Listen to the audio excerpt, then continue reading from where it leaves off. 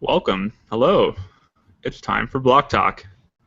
We are on Bitcoin block 417056. So we're getting super close to that halving. Like this was the biggest news story of recent times, but we got something else kind of bigger to talk about today. But it's also Father's Day. So happy Father's Day to my father, Ben Stirk. You have a wonderful influence on me and my um, I guess, attitude towards all things in this space. Yeah, I thank you for that, and also thank you to one of our guests on the show today for joining us on Father's Day, and to fathers everywhere.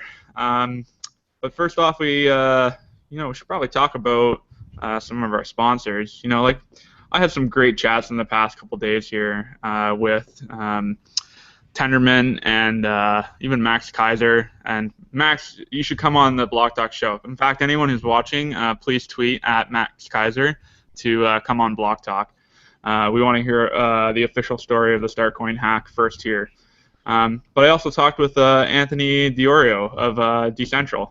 And Decentral in Toronto is like this wonderful facility that is doing so much to help the space. They got their Bitcoin ATM, they do consulting, and lots of really cool things. One of them is actually Jaxx. Jaxx is this unified blockchain experience across all these different platforms where, yeah, you basically have your wallet for every single blockchain you should really be caring about, at least in the current moment. I might argue there's a couple more, but yeah, they have Ether and Bitcoin, and they even had DAO integrations where you could do voting and whatnot. But yeah, I guess there's some stuff to be determined about that. We'll hear more about it, I'm sure, today. They're also doing the World Blockchain Expo in September, so I look forward to actually attending this myself.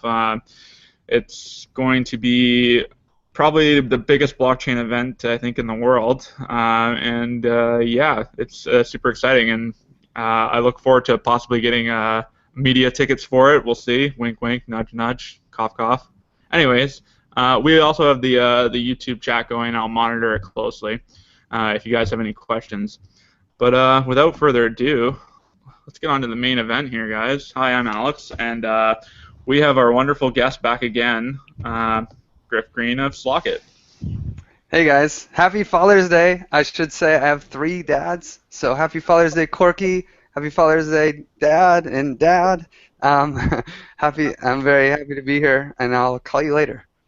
All right, cool. And we have our resident dad and also the co-founder of Bittrex and the main wallet guy, the one who deals with all of our terrible software every single day. Thanks so much, Richie, for joining us.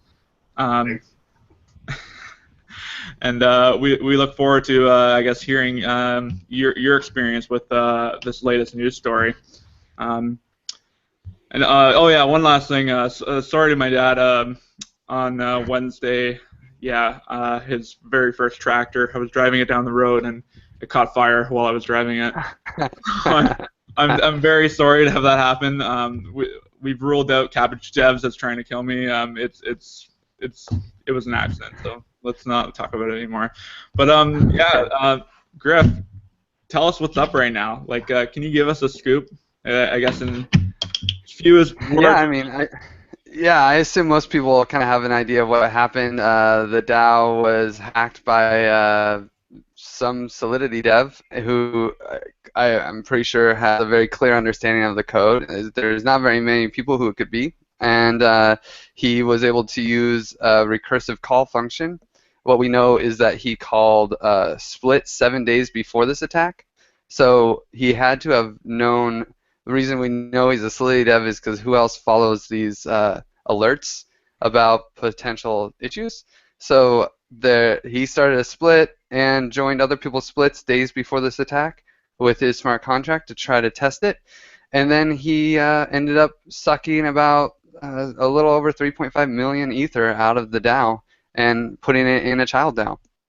The situation feels really grave. but it's not as bad as it could have been if Christoph Jensch wasn't very careful with his code. And luckily, every ether that was ever used to create DAO tokens is still stuck in a DAO of the same sort. So all of the DAOs have the exact same bytecode, and we can easily hard fork this situation and take all the ether out from the attacker's DAO and give it all the ether that was in any DAO and give it back to the token holders that were robbed. So that's my short explanation. Well, yeah, I think this represents actually about 5% of all ether in existence. You said the amount that was stolen, the amount that is in all of these DAOs that is at risk right now, represents 14%. Okay. Well, as we kind of were discussing shortly before the show, like I actually read an article even too that said the DAO is Ethereum's Mt. Gox, and this was actually I think like 2 weeks ago I read this, but now it's kind of coming to fruition. But I don't think too many people are as worried as they were with Mt. Gox, because there seems to be a lot more of a public record, and the funds are still kind of in limbo. There's still a lot that can be done to either retrieve them or to kind of have regain access and do that sort of thing. So you mentioned I guess a fork, and that's kind of what's on everyone's mind is it's like that's the plan, I guess, of the Slockit team and the DAO Hub guys. And let's not get ahead of ourselves. Slockit doesn't have power to pull a fork off. And I would say that there is a really solid. I've been really impressed with the Ethereum community as a whole. The developers, the miners, the exchanges. I know Richie's part of some Skype groups, and people who you would think are competitors are all working together calmly to discuss the options that we have. And there are a lot of options. I think the hard fork is the best option. Pretty much, I would say most people are content with a soft fork right away at the current moment. But the only way it's amazing how well all these different parties, I mean, we're talking well over 100 people are trying to are discussing this on Skype channels, trying to figure out what could happen if this happens or that happens. And it's just incredible because they are competitors. They all have competing. You know, some people are working for Guess, some people are working for Faraday, some people are working for Bittrex, some people are working for Bitfinex, and everyone is talking to each other very calmly, changing their minds about different options and saying philosophically, I disagree with this, but practically that makes sense. You know, like I've been very impressed, and it gives me a lot of hope that whatever decision is made, it will be consensus-based, and it will not be a risk to the Ethereum network. So we actually have a quick comment here I've seen already in our chat. Someone said, "Don't call it a hack," and I might have to agree with this because in the traditional sense of the word hack, it definitely kind of fits. But I think a far better way to explain what went on here, like, is not a theft, but it's an exploit. Like he found a bug in the code, and rather than submit a bug report, like he decided to exploit it. Yeah, I mean it's a valid point. You know, it's really tough because this exploit was made public about a week and a half ago, something like that, and so there was kind of a culture around how do you use the call method, and it was like you say it was saying basically this is general coding practice, and I'm not like a professional coder at all, so I'm just repeating what I've been able to get. But it's like first you do this, then you do this, then you make the call function, and then we found out later, after the DAO has launched and everything was done, that actually first you do the call function, and then I got that wrong. Before it was said that first you do the call function, then you do these things. Now we find out later, actually, it's better to do these things first and then do the call function.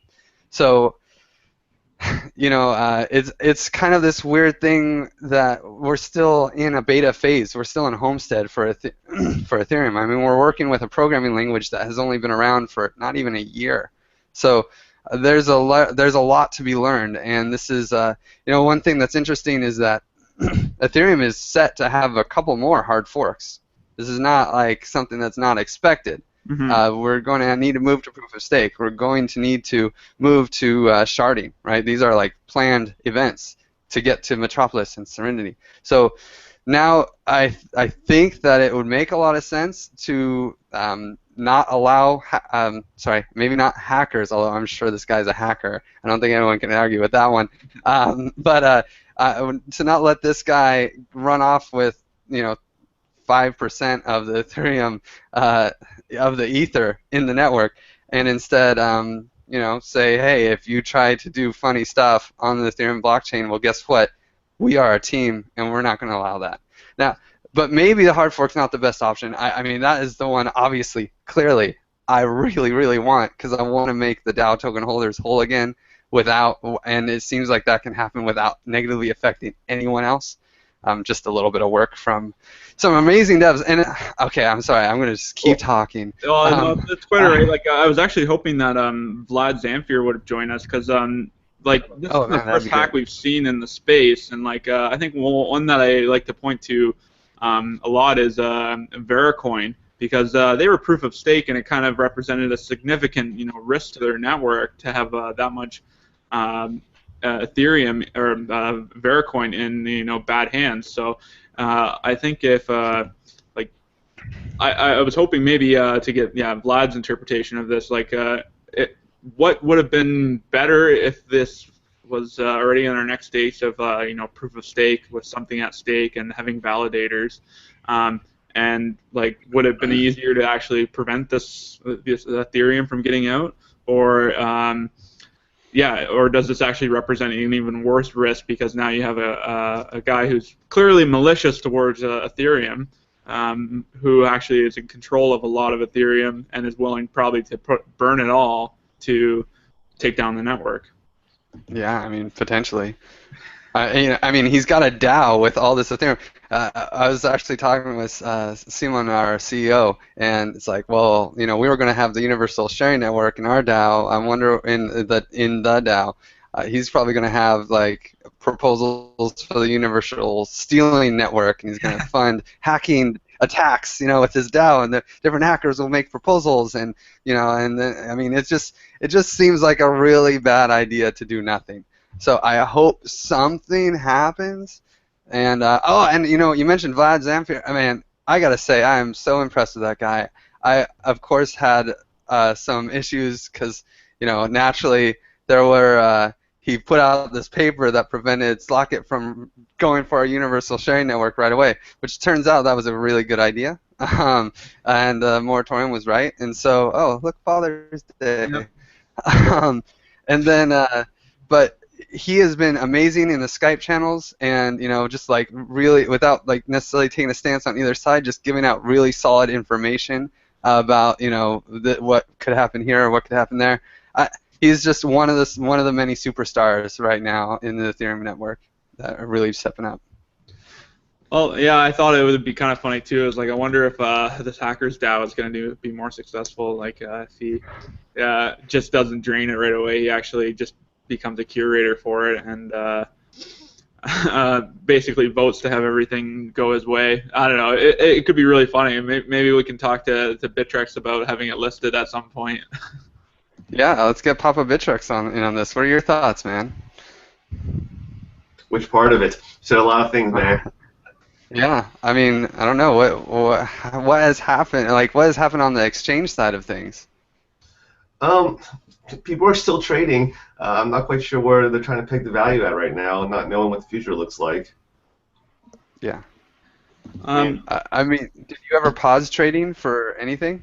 No, and that's one of the things that came out in some of the leaked logs, right? The request to go pause trading. I mean, it isn't an exchange's place to go and speed up or slow down the market. Our only concern at the time, for example, was making sure that the funds that were getting deposited and withdrawn were actually still valid and good. But we tried very hard not to pause trading unless something really bad has happened. Yeah, there was a moment there where we were asking people to spam the network. Did that affect anything? I don't even know if spamming the network actually stopped anything. It raised the gas price. Oh yeah. which threw some things off. But I mean, that's just nothing here or there. So all the other dApp developers, I'm sure, were throwing papers in the air. It's like, oh, geez, there goes my budget. Like, Yeah. but Probably. you know, it was funny when we had the last show, and even afterwards, I was thinking of more attack vectors, and I was kind of thinking, like, maybe like an exchange is probably going to have be a reason for an issue of this. Like, somebody splits with their DAO, and then they trade it for new DAO, and then they split with that again. So I was almost thinking, like, we might be having Richie on the show for a hack of the DAO. Well, from the smart contract perspective, we only talk to one smart contract, which is the DAO's contract. So even if you split the DAO off to 10, 20 of them, we're always going to be trading the original contract until we switch it. And that's one of the challenges we have in the upcoming soft fork, right? We're going to have to be able to, if it passes, switch the contract locally here so that we can still, move the current DAO tokens around. Oh, is that really an issue with this soft fork? Well, it's untested, right? No one's done it. We haven't done a live contract switch.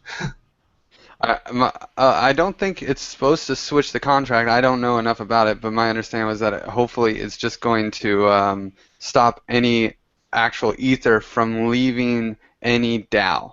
So any child DAO, even if it's honest.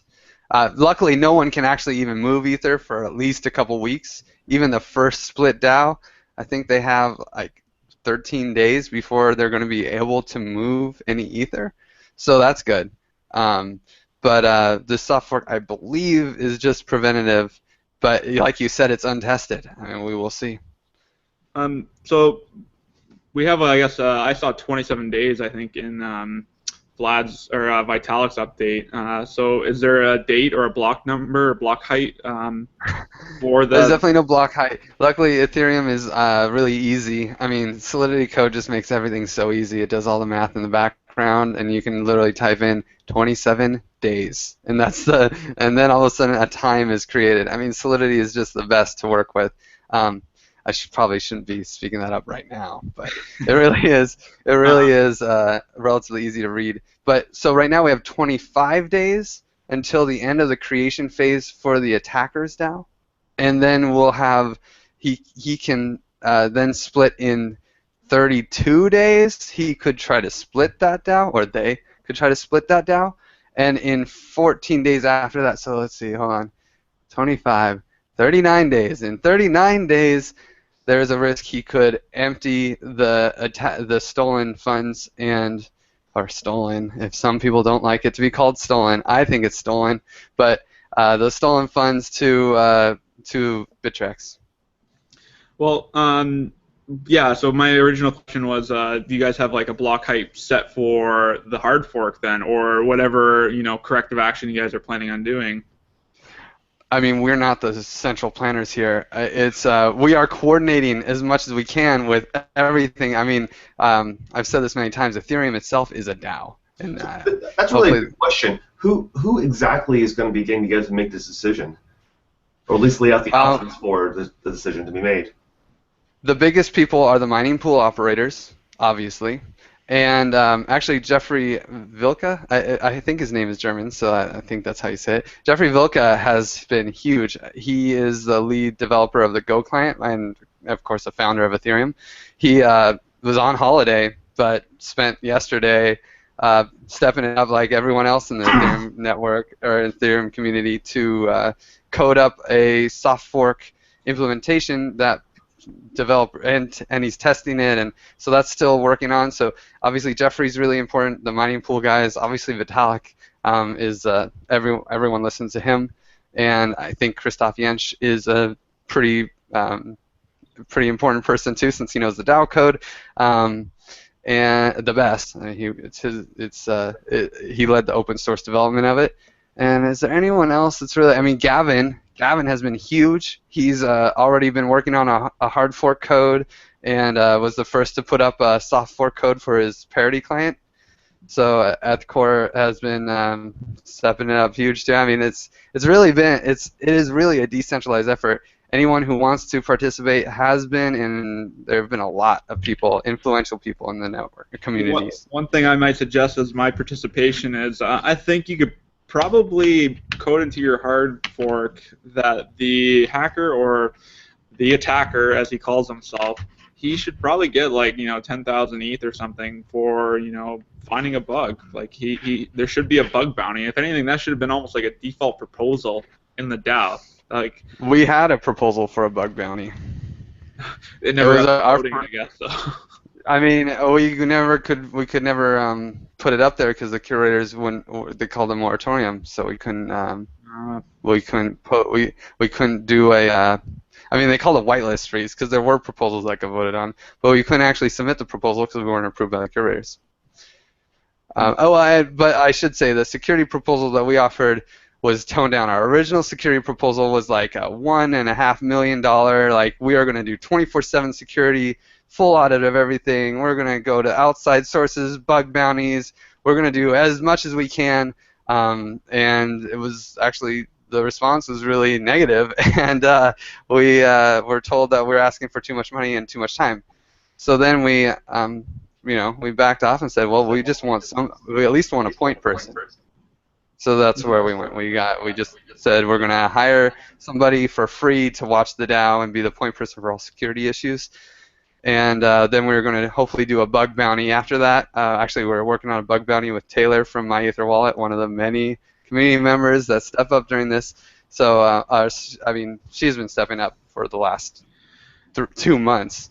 Yeah. So. Well, you kind of mentioned, the Ethereum DAO, and I think, the real irony of this whole thing is like, okay, you guys built like this platform to be like a highly efficient kind of voting matrix and a better version of the DAO than we've ever seen before, and then in the end, we're now defaulting to the higher level DAO, which is the Ethereum DAO, to basically organize, like a court case. Like this is basically all the miners are jurors. They're gonna all have to vote on. Yes, this guy should get the money, or no, he shouldn't, and then the judge in this case that's going to enforce it is the blockchain, like the consensus algorithm. So, this is super ironic in my opinion. Yeah, I mean, I wish Andreas Antonopoulos got to give his proposal for DAM, a decentralized autonomous mediation network. He wanted to create basically justice on the blockchain, and it'd be really interesting to see what they would come up with, what the best solution is, hard fork, soft fork, or what. Yep. Let me get to my list of topics here. For those in the chat, I'm doing my best to kind of read and also participate in this conversation, and share your thoughts here. I'm being your surrogate, but please bear with me. I almost kind of want to talk about, I guess, the pros of both scenarios, because everyone's kind of talking about like, well, both of these scenarios are really bad. We hard fork or we don't. Maybe we can, talk a little bit about the pros. Like, okay, say there is no hard fork, and we go to this guy gets all this ether, and the market's gonna have to absorb it. Well, this still proves that you guys don't. No one owns this network. Then, like, it truly is decentralized. Vitalik is merely he's not a head of the snake. He is merely an advisor to this DAO of ether. Yeah. Before I go too deep into that, maybe I should just really explain, like, everyone thinks of a hard fork in terms of Bitcoin, but in Ethereum it's very different. Do you mind if I talk about that really quick? Yeah, because they've actually done several hard forks, as you mentioned before, so it doesn't seem like it's too out of the ordinary. It's just this one's a bit more controversial. Yeah, the other hard forks are more obvious because there were bugs in the EVM, in the virtual machine, the Ethereum virtual machine, in the bytecode itself that had to be fixed. This is very controversial because it's a DApp, and when Gatecoin got hacked, we didn't hard fork, to stop the attacker, and when other problems happen, we don't hard fork. Although Jeffrey Vilga has been really cool about that, he actually decided to change the tag on the Geth client to make it so that if you could submit another opportunity if you feel that your hack was big enough that you could allow the miners to do something about it. So that was interesting. But anyway, back to Bitcoin versus Ethereum hard fork, because this is really important. In Bitcoin, the way Bitcoins move through the blockchain, there's always a chain of custody. There's no balances on the Bitcoin blockchain. You have to see how many Bitcoins an account does. It actually checks to make sure that all those Bitcoins originated at a certain point. for Ethereum, it's very different. So if you want to roll back Bitcoin to a certain point, you have to undo all transactions that happen on the blockchain and restart at that block. You can't. There's no other way to do it. With Ethereum, it's a very flexible protocol. So every time that like the DAO token, it is just a simple database. I mean, there's just accounts and balances. So every time that a token is transferred, there's a little line that says change this address's balance to plus whatever the value that was transferred, and then that number in the little Excel spreadsheet changes. It's not that complicated. You don't have to roll everything back. So if we do a hard fork, it can be hard-coded in that at a certain block in the future, maybe if mining consensus is 85% or 70% or whatever number someone comes up with, probably Gavin, because he seems to be working really hard on this.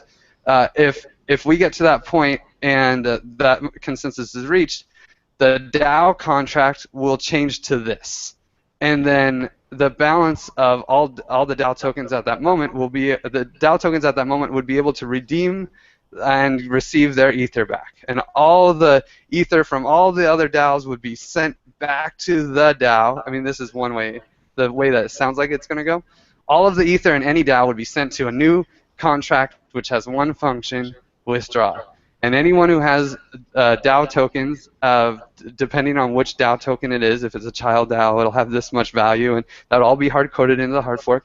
They would be able to just redeem the ether that is rightfully theirs, and at least that they believed was rightfully theirs.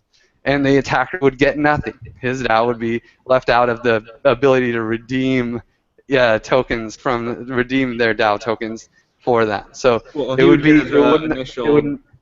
DAO token. Yeah, the big point I want to say is it would affect nobody else. It wouldn't affect anybody outside of it. That's the amazing thing about this situation. Christoph Jantsch really saved the day by making it so that no ether has left the DAO ecosystem for a long period of time, just as a safety precaution. But sorry, Griff, to be fair though, by doing this, you're basically stating, and you state yourself, it is a database that can be changed.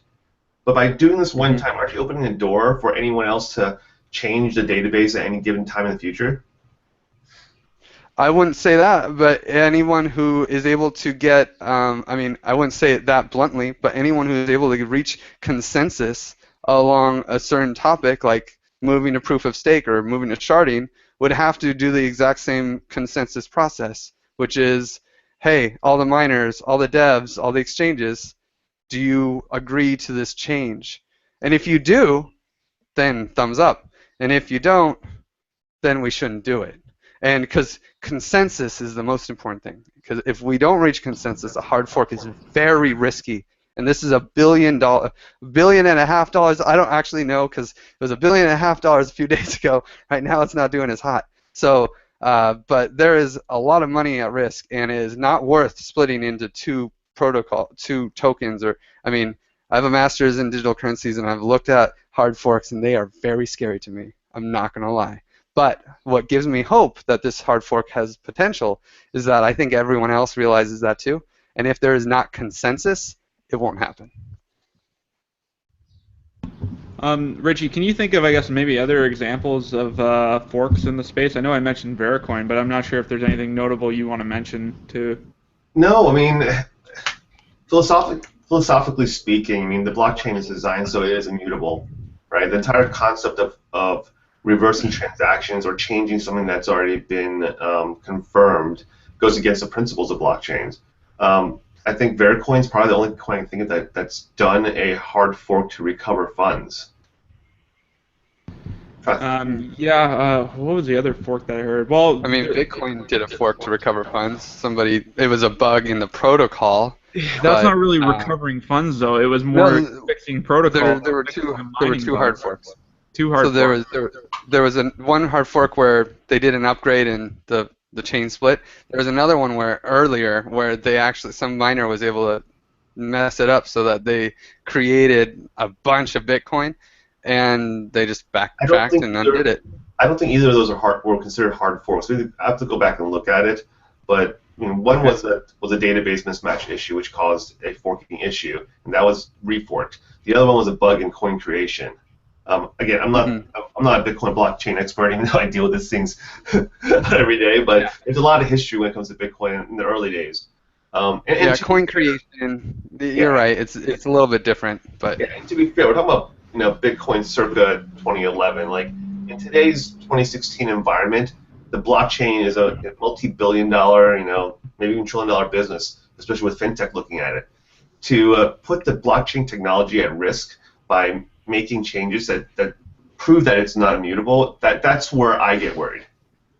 I mean, this is just a fact. It's not immutable. There's a, and it's sad that has to be said. I mean, there is an idealistic thing, but there are still humans that are controlling this network. There are important people, and it is based on consensus of humans. It is not a robot. So it is debatable, and I am pushing for the hard fork because I represent the DAO token holders, and I talk to them every day, and I know that it also won't affect the rest of the community. Now, philosophically, will it affect the rest of the people's perspective on the Ethereum network? It might. But my question is, will that perspective be worse after this? Or will it be better? Will it be that, oh, actually, this network has fail-safes built in, and if something major does go wrong, these people can actually get together and solve the problem, versus Bitcoin where, well, we can't even raise the block size limit after 2 years of debate. I don't know if that will help the perspective of Ethereum or hurt it. It's debatable. I mean, what do you think, Richie?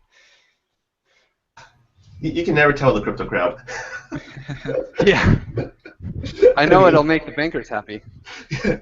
Yeah, I mean, and here's the thing: someone's gonna be unhappy no matter what happens here, right? I think the last poll I saw showed that at 51-49 in terms of hard fork versus not hard fork in one of the polls online. So I don't think you make everyone happy. I don't think you need to worry about that.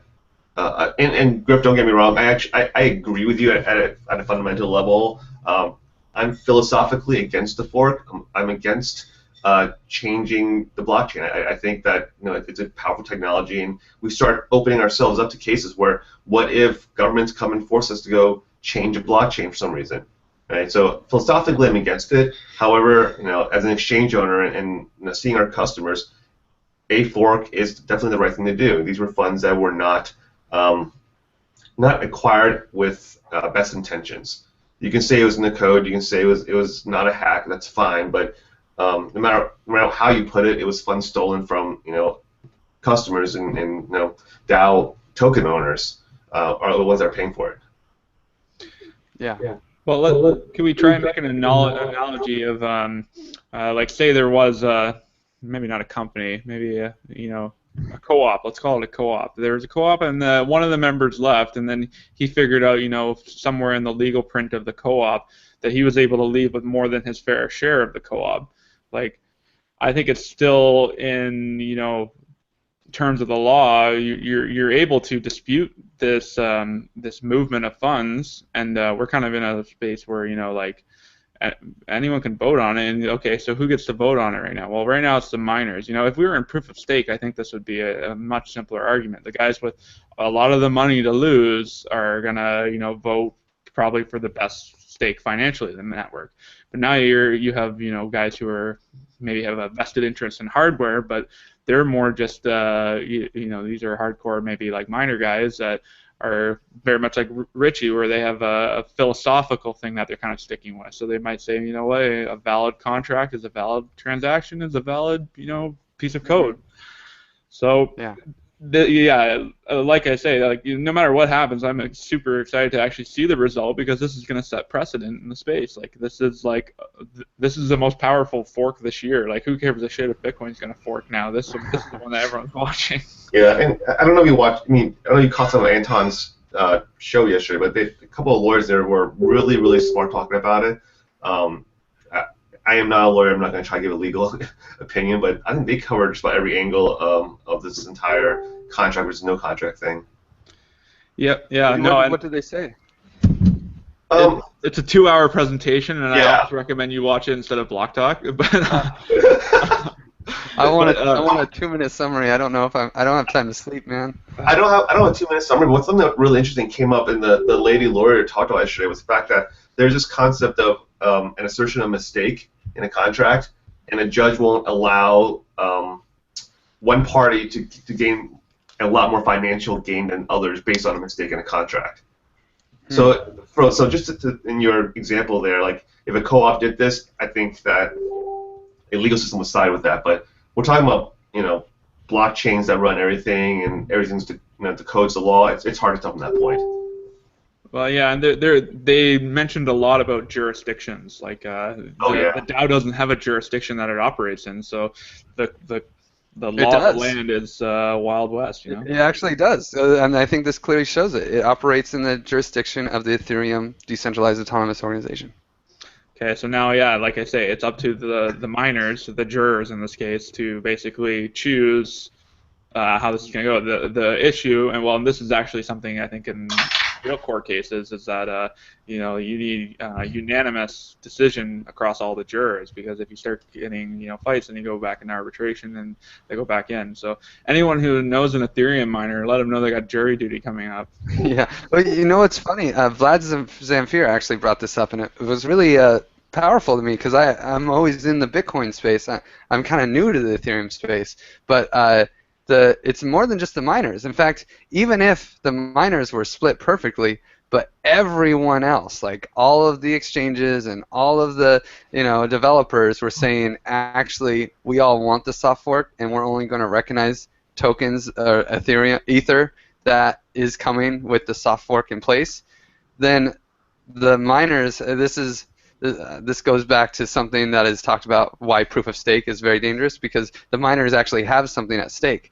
If they're mining a coin that no one wants to validate, that no one believes in, then that coin has no value. So even there's a minority of miners, but a majority of everyone else says this hard fork has to happen, it's kind of interesting. But that if it was a split, that other token wouldn't have any value, and all the miners would be incentivized to then move over to the actual token that everyone believes in, because value is in the eye of the beholder. It has nothing to do with anything else.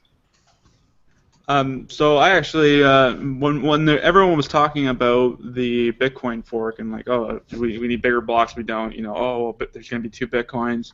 One guy I knew who was operating an exchange, he was already running both nodes, and he was kind of making plans to actually have both Bitcoins traded, and was trying to think of a way that was going to work out for him. So maybe this is a better answer for a question for Richie to like, how would you guys think about handling 2 Ethereums, or handling this fork of We went through the same process when Core and Classic came out, so there's no good way to handle it. I mean, you're basically going to be trading 2 different cryptocurrency types. It wouldn't be a single one. I mean, someone would have to go figure out which one would be, Bitcoin Prime, Bitcoin Alpha, whatever you want to call it. But there's no great way of doing it, and I would highly suggest never going down a path like that, because you'd be causing so much confusion. Yeah, I mean, I just can't imagine that happening. Everyone is talking so well together and coordinating so well together. I just can't imagine it getting to that point. So, any chance, I guess, of them rushing something like the proof of stake implementation to get that out before this? No. So. That's how more mistakes get made, Yeah, exactly. No way. So I got a question here from the Jumbuck Slack, where the Blocktalk room is kind of hosted. I won't say who it's from, but I'll say anonymously, I kind of want some insight into the security work that was done on the DAO, not what wasn't paid for. They contracted a vendor who didn't find the bug, and the recursion issue was disclosed, which allowed the hacker to find it, and Stefan publicly told people that it didn't ignore it. So, yeah, what kind of checking of this software, and even how long is the DAO software? Like, how many lines are we talking about, and what sort of it's tough. were there? I mean, I think if you took out all the comments, it could be somewhere between. It's definitely less than 1,000 lines, easy. But the thing is the unlimited combinations that are possible. So, for instance, we looked at the code and saw where the call functions were, and oh well, the call function was in the reward account, which has no funds in it. Well, this means we don't have. At the time we were going for a proposal framework. We were working with the curators, and they said, well, the DAO. We don't think the DAO has the ability to make decisions properly. So we were adding different things to make the proposal itself allow for a secure decision by the DAO. And then when we found this call bug, then it was like, oh well, then we just can't. We need to update the contract. But we didn't think any. We missed it. I mean, there was it's really impossible because you can write a smart contract with so many things in it, and this smart contract was extremely complicated. We were able to recreate it, and it's actually 2 smart contracts that do a lot of different things, moving tokens from here to there. I really shouldn't go into too much details. Actually, I wish I could take those words back because I don't want any other attacks on other smart contracts. But it was a very complicated attack, and that's the tough thing about tokens of value that are attached to Turing-complete programming languages. That's why no other blockchain really has that, because it is really difficult to see everything. As far as what security precautions did we do, I mean, we spent 8 months building this and testing it endlessly. I mean, we ran test after test. We have a whole testing framework that's all open source. We put everything open source, and many community members went through it and found different bugs over the many months and months that it's being developed. We had lots of people look over the code and read it and say, yeah, this is pretty good. I mean, some people went more in depth than others, but we put it out there. I mean, it was an open source project. It wasn't really just our code. We had a lot of people actually helping us to develop this, and obviously it's really tragic that it came to this point. But I'm still hopeful that nothing will actually be lost. So that it won't be the end of the world. It'll just be some funds were locked up for a period of time, which really sucks. So for the DAO, like how are you guys able to stop these funds from the DAO to continue to be emptied? Like I thought once the contract was written, like there are no changes to it. Like that's kind of, once you push it out, that's what it is.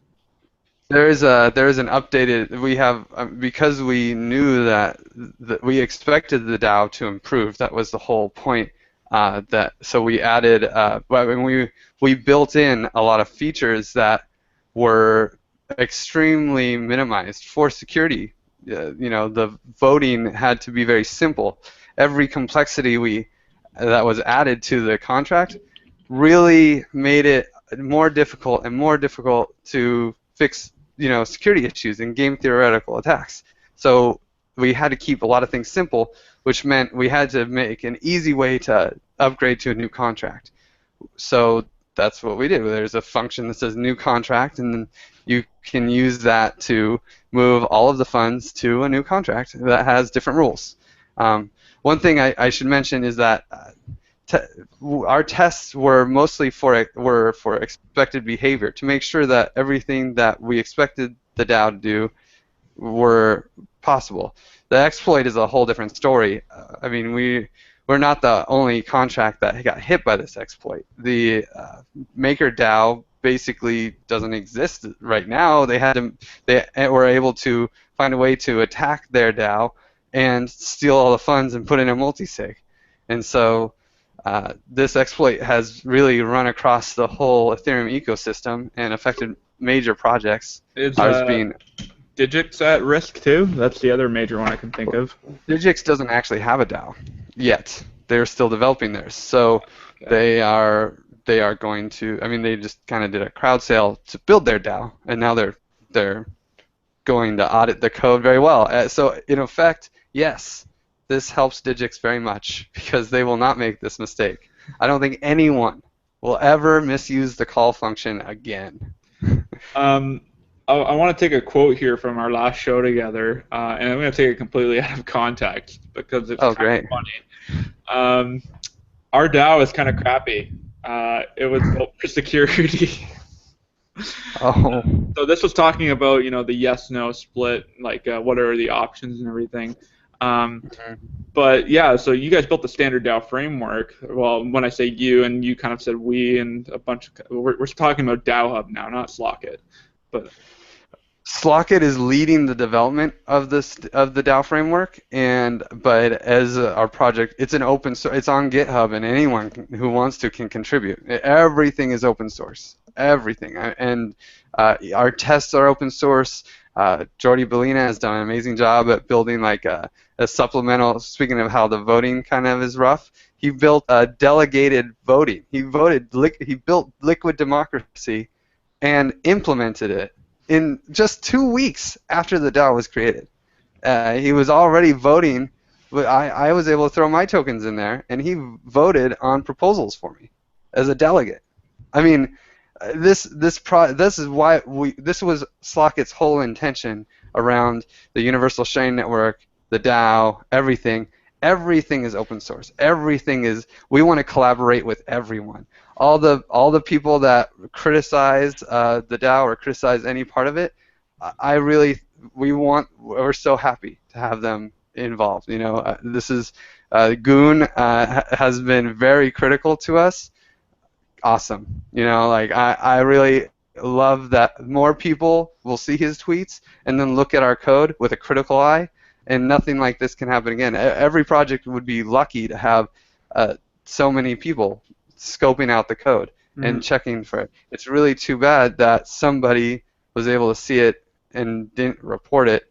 Colm was able to catch a lot of bugs that we had before we deployed it, and because he was a security expert and went through it, and it would have been amazing if this guy would have said, "Hey guys, we need to slow down here," instead of taking these black hat attacks.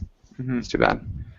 So yeah, mentioning Slockit and the Universal Sharing Network again, it's just like, not that you guys are already kind of like kicking this to the curb and walking away, but like, have you guys kind of thought about a future for Slockit? Are you guys gonna do like an ICO now, or are you gonna, come? Nah, I mean, we're too busy with this, man. We're trying to coordinate with everybody and getting as much. I mean, at least I'm trying to make sure everyone's getting as much information everywhere. Christoph and Stefan have just been like talking to everybody, miners, exchanges, whales, developers, anybody who asks. So many people are coming forward asking us questions.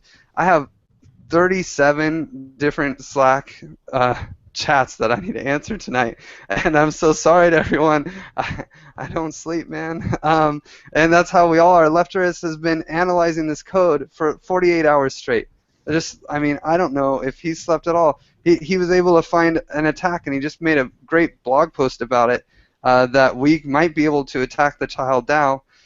It seems way too complicated, and he doesn't think it's the best option, but we're putting it out there because we want everyone to have as much information as possible to figure out what the best course of action is.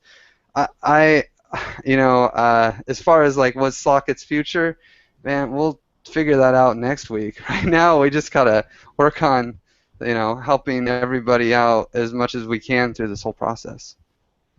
No, and we appreciate that, and like you guys have definitely kind of done as much as you can, at least what we're kind of seeing, and yeah, I appreciate you coming on the show. Thank you so much for contacting me, because I was quite surprised.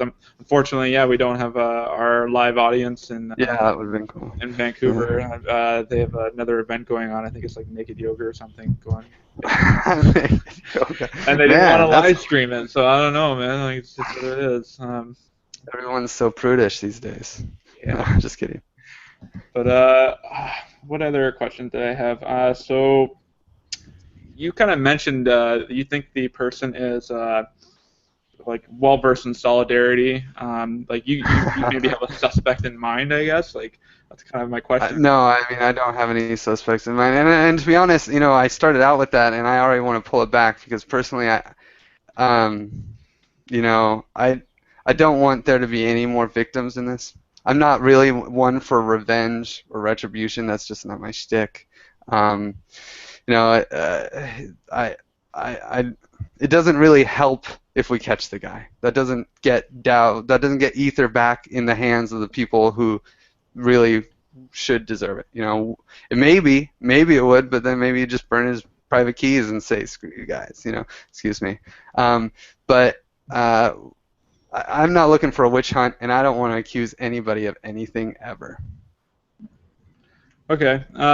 Yeah. No, that's definitely a good statement. I just want to say, like, disclaimer for the show is like, don't take anything I say as anything more than entertainment value. It's like it's just me chilling. Yeah. I have a couple less beers this time, so I'm a little. I know we're both really tired. I can tell this is like just a little bit calmer than last time. Yeah. No, last time was fun. And anyone who wants to learn more about the Universal Sharing Network, they should watch that 10-minute rant near the end of the show. It was really good. Yeah, and let me say, the Universal Sharing Network, that's all I care about. So other than, of course, helping this hard fork happen to get all the DAO token holders, that's number one on the priority list for now. But then Slockit and our team will dive back into the Universal Sharing Network as soon as we can. I mean, it's really important to us. That's what we're here for. Mm-hmm. Well, and the reason I mentioned this disclaimer was I was just like, this might be someone, from what's it called, rootstock that maybe is, this could be someone who has a very thorough understanding of how smart contracts work and are deployed. Could have easily done this. Either that or it's probably someone. It's not an Ethereum junkie, so we can rule out like Seaman or something like that. But it's I'm not going to call him a maximalist because I really hate that word, like Bitcoin to the max. But no, this is probably a Bitcoin purist who maybe wanted to, make an example of the network. You guys have to have these trials and tribulations, and if you don't, if the hard fork doesn't go through, you know what, like they say, what is it? Necessity is the mother of invention. Well, if it's Father's Day, it's like constraints is the father of invention. So, or innovation. So, you know what? Like, if the DAO still exists in some form with far less ether, or like even if what's it called? The Ethereum, needs to bounce back out of this. This will just show how much stronger it is and how much better you guys can innovate. So, regardless, the network's going to be stronger after this. I mean, what's interesting is the price of Ethereum, and maybe Richie can back me up on this. It was going through the roof because of the DAO. I mean, at least I like to think that the DAO project helped raise the Bitcoin price or Ethereum price a lot. And of course, the price of Bitcoin was going up too, so that probably helped a lot. But when the DAO actually was launched, the price of Ethereum was tanking really hard. Even during the creation phase, it was just like pushing downwards. I think when we launched it was somewhere around $7 or $8, and right now it's still at 12. And I think that shows that this catastrophe is, yes, it definitely hurts, but the fact that this kind of DAO and anything like this is possible on a cryptocurrency is a good thing. It is a boom for the price of Ethereum. Mm-hmm. And this is the first, real big DAO. It is definitely not going to be the last. So I can't wait to see the next DAOs that come up. I know that they are going to be extremely powerful, and can't wait to see what happens. I mean, what do you think, Richie, about how this affects the prices? Because that's always really interesting to talk about. It's a causation versus correlation thing. I don't know if I can stay one way or another, but when you raised, how much Ethereum did you guys raise? Like 10, 15 million? 12 million Ethereum. Wow. 12 million Ethereum, which ended up being, at the time, it was like $150 million, and then the day before the attack started, it was $225 million. But when you get that much Ethereum moving into one contract, the the tokens have to come from somewhere. So I can definitely see how that would force an upward motion on the Ethereum price. Mm-hmm. And I wish I could be as good as Richie with the short, concise answers. I just talk and talk and talk. Yeah, he knows how to drop the mic repeatedly. It's great. Mm-hmm. We'll have to have you on again, Richie. I know this Friday we have actually one of your ICOs that you're running on Bittrex, Breakout Coin, and then I think you're doing some promotion for it today. You're playing poker. Yeah, I'm playing poker in an hour. It's going to be awesome. Yeah, so any kids and their dads who fancy themselves poker players, I know Richie is pretty talented. Some of the Jumbucks guys have lost a lot of money to him. So yeah, check that out. And be sure to like and subscribe down below if you want to see more awesome interviews, like I mentioned at the beginning of the show, and in the future. But like, man, the next 2 weeks, like I just did a crap load of interviews, and now you guys are you dropped this bombshell on me, and now I got to keep doing these interviews. Whatever, I'll get Vlad on. I'm sure. I want to hear the risk of proof of stake to this. You mentioned Griff about other DAOs, and like there might be a concern in the future, like if you guys do fork that if you do fork to kind of, I guess, bail out what happened with the DAO. I really hope it doesn't set like a precedent of like, what if there's a multi-million-dollar weapons company that launches a DAO, and then the Ethereum miners take a personal stance against it, and they decide, we're just gonna mine the DAO away or fork the DAO away. Like, I don't know if you have a comment on that. Yeah, I do. I would be really surprised by that. I think that the real fact is that everyone is self-interested, and people are going to look at this and they're going to determine what is best for themselves. That's what happens in a decentralized community. Everyone has complete autonomy, and so they can actually make a rational decision on what is best for them. And if there is a consensus reached, then and everyone agrees, or at least such a super majority agrees, then something will happen. But I can't imagine that people would agree on a political stance. That's not these guys. These guys are looking for what's best for the Ethereum network, and that is neither here nor there on that kind of thing. I don't know. What do you think, Richie? I was just about to jump in there. Like, the best thing for the Ethereum network, I mean, everyone has their own opinion what the best thing is, right? Like, we talk a lot about the miners, but I mean, I'm sure you guys have heard how there was an open letter and the attacker has promised to go dole out 1 million Ethereum in a smart contract to the miners if they stay on the non-soft fork. Mm-hmm. It's like it's a brilliant plan. Don't get me wrong. I think it's super interesting, and they're using the same technologies that that we're looking at, we're building on top of, to go work in their favor. So yeah, actually, I think the idea was stolen from Gavin, because I believe Gavin made a post of something similar that he wants to do to get people to incentivize people to mine. Yeah. The attacker's got more Ethereum than Gavin does, I'm sure. Well, yeah, but I don't think the attacker will not. I really don't see. Lefterist was able to find a way to at least stop the attacker from getting his coins out, I think, if everything falls into place. And I really can't imagine they're not. It would be really surprising. What? Sorry, that's still going to require consensus, isn't it, for the soft fork to stop the funds from moving out? Yes. But a soft fork consensus is already, as far as I can tell, from like just looking at what's going on, a soft fork consensus in the short term has already been reached, at least for the majority of people. I mean, a hard fork consensus was reached a couple hours after the attack and all the discussions at the beginning. Vitalik put out a blog post that said soft fork and then hard fork. But then as more people started talking, he took it down and said soft fork and then we'll see. Well, to be fair, consensus isn't reached until it actually happens, right? Yeah. Like, you can come up with a plan to build 1 million different options. It's still up to the miners to vote, right? So absolutely. If somehow the attacker does really put up a smart contract where he says stay on this fork and there's 1 million ether, I think you're gonna run into a lot more problems, or it's a lot more difficulty getting miners to do what you think is the right thing, because bottom line is, and for better or worse, a lot of miners are very financially driven.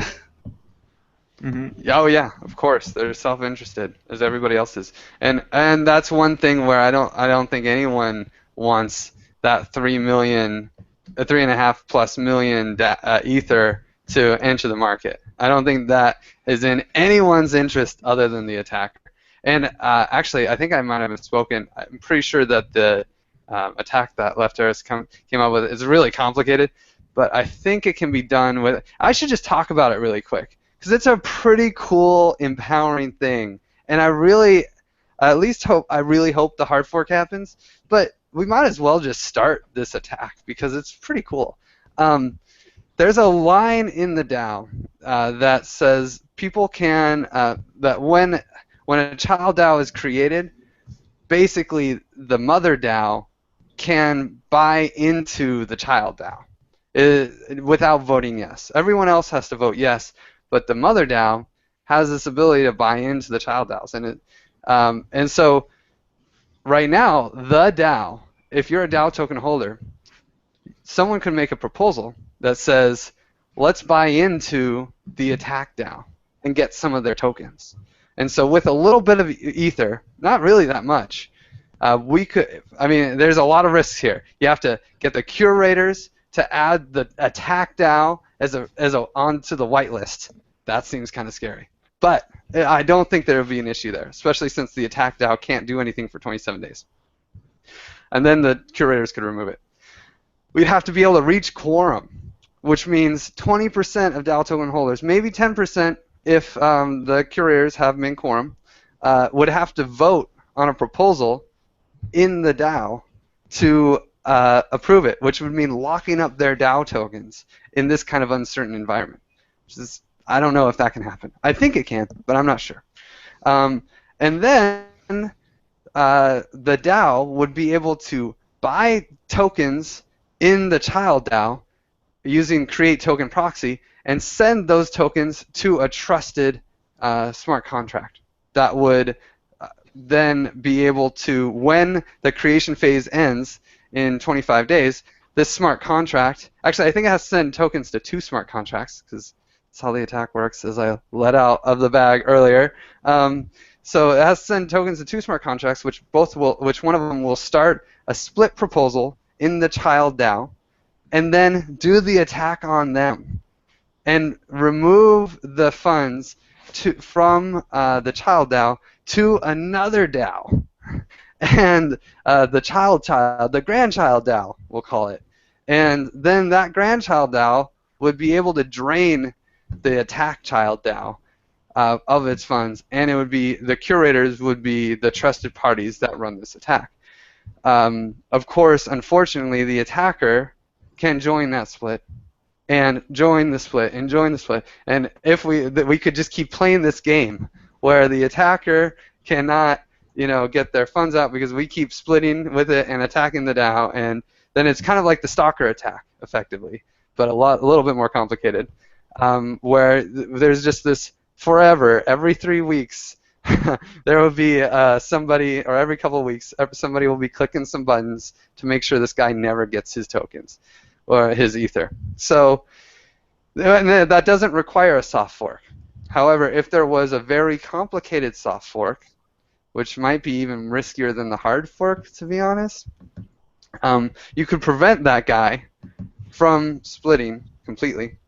Some kind of magic in the code should be. I mean, that's kind of risky, but it could happen, and then we would be able to attack his DAO without him doing anything, and then call a new contract and make that into a withdraw contract, and then people would be able to get their funds back. So I didn't follow all of that, but I'm sure. At a high level, did you just basically say that the DAO had the ability to go into any child DAO and take it over? Now it does, only because of the attack. The DAO had the ability to buy DAO tokens in any child DAO by a vote, by a consensus of the DAO token holders. The DAO is automatically approved to do it, but they need to vote on it, so it would take consensus. Oh, you Ethereum guys and your analogies with family trees and everything. I heard grandfather and father and uncle and cousins. No, And it's there's a always really the Ethereum community is really strong. It's almost a family. I'm not surprised. Yeah, no, I look forward to maybe going to DevCon if it wasn't, in China this time. But yeah, it's definitely a very well put together, I guess, development, environment. This is really the first, hiccup in Ethereum, I think. Like Ethereum has had so much good news going for them in the last 6 months that it's really hard to understand that, sometimes bad news happens, and this is kind of bad. Yeah, this is bad right now. I really think it can be good. I really think we can turn it into good and be like, guess what? We don't take this from anyone, and we can get this guy, or at least make it sure that he doesn't profit, and we can end up doing it, And if you guys want to fully understand that thing that I tried to explain, I mean, it is a complicated attack. And I think that's all you really need to know, most of you.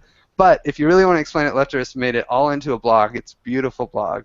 And he spent a lot of time putting this idea together with some other community members as well, because everything we do has been really a joint venture with the community and the curators, and everyone's working together. So there's a blog post on the Slock blog right now. I don't have the address to it or anything like that, but just go to blog.slock.it. And you can read up and see if you can follow it better than I can. If there's infographics, I'm sure it would be really beneficial. I'll tweet it out here at Blocktalk at block_talk with the hashtag Blocktalk. I just want to say that I don't think anyone that this attack is a replacement for a hard fork. It's really a backup if the hard fork doesn't happen, because the hard fork solves everyone's problems. This is like one of the several safety nets that we've been working on the last couple of days to implement. We have a couple Black Ops missions that are pretty fun. I can't talk about, but let's just say it's been a crazy couple of days. Cool. Well, you definitely need to come back on at some point in the future and give us the the debriefing of these Black Ops missions. Yeah. And, I think we're about ready here to kind of wrap up the show. I'm sure Richie's got lots of plans with the kids today, and we don't want to hold them any longer. And thanks, Richie, for waking up and joining us, man. It's always a pleasure. It's always fun hanging out with you guys. Oh, yeah. It's been a blast. But we got our tradition on the show here. We do our, our prediction of Bitcoin price. Oh, wow. And yeah, this is pretty impressive to say the least. Since the last time we had you on, Griff, we've had a bit more of a spread. So yeah, I don't know, man. The moon's the limit, or maybe Mars, maybe Pluto. A week from today? Is that the idea? A week from today. So next Sunday at 12 noon Eastern Standard Time.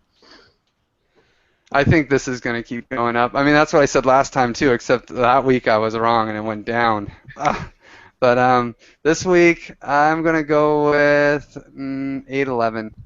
811. All right, cool. Yeah, and if you don't remember, I mentioned that you guys were going to be driving some serious Ethereum price action, and that was going to drive Bitcoin down. So, yeah, I'm kind of feeling a little more bearish this time, Griff. So, you know what?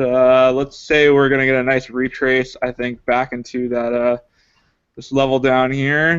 Let's just say 575, and hopefully, Richie doesn't, give me the old, what's it called? The Price is Right, I know. I'm checking Ryan, our support guy, sold, because every time he sells, Bitcoin goes up, so I think I'm going to go higher. I'm going to go 820. 820. Okay. So yeah. You got a little bit of bandwidth in between there, but yeah, 820 for Richie, perfect. And yeah, I'll again mention that Breakout is going to be on the show, Breakout Coin, and we're going to maybe play some poker after the show. I think, Richie. Are you playing? Yeah, man. I'll sign up. I gotta meet with my dad soon, but I'll see if I can, get a couple hands in before the end. And Griff, yeah. Thanks again for coming. Thanks again for reaching out, and we'll be happy to have you on. I'm sure you'll have good news for us, or maybe you'll be representing the Doge DAO after this, because we all know that's going to be the third iteration of it. It's going to be the most successful. So everyone, get your Bitcoins ready to go all in on the Doge. The Doge. Yeah. No, thanks for having me on. I wish I could be here with brighter news talking about the Universal Sharing Network, but maybe next time. All right. Sounds good, man. And Richie, thanks again. Enjoy your Father's Day. Thanks. Yeah. Happy Father's Day, Richie. Thanks. Everyone watching at home, thank you so much, and see you in the next 1,000 blocks.